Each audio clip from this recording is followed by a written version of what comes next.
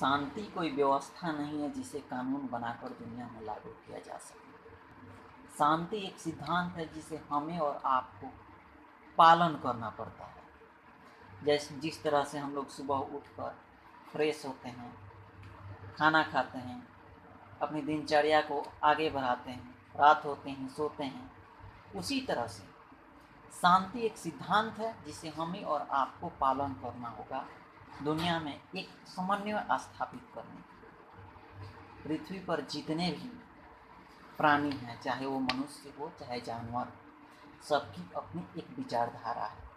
उसमें भी हर मनुष्य की एक अपनी अलग अलग विचारधारा है। बाई बर्थ सिर्फ जो है जीन ट्रांसफ़र होता है। जैसे मनुष्य का जो संतान होगा वह मनुष्य होगा, बंदर का बंदर होगा, कुत्ते का कुत्ता होगा, लेकिन बिहेवियर ऑफ ब्रेन जो है वो कम्प्लीटली जो होता है डिफरेंट होता है each person to each person.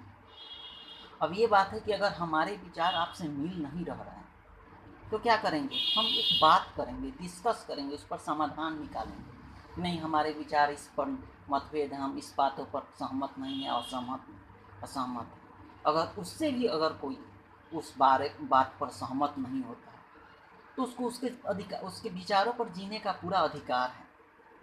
तो हम क्या कर सकते हैं? हम सीधा क्या अपनी जो है ना अपनी सुविधा के अनुसार जिंदगी जीने का हर किसी को अधिकार है। हम क्या करें? दूरी बना लेंगे, इससे ज़्यादा कुछ नहीं कर सकते। लेकिन अगर आप कहें कि अगर हमारे विचार किसी से नहीं मिलते हैं तो उसको जीने का अधिकार नहीं है, ऐसा नहीं है, ये बिल्कुल गलत है। हमारे विचार अगर आपसे नहीं मिलते हैं तो आपको भी जीने का उतना ही अधिकार है जितना मुझे है। हम आपसे सिर्फ दूरी बना लेंगे, इससे ज़्यादा कुछ नहीं कर सकते। अगर आप इससे ज़्यादा उसको नुकसान करने की सोचते हैं तो ये आपका गलती है। आप उसके अस्तित्व को मिटाने की कोशिश कर रहे हैं, जो कि ये सरासर गलत है।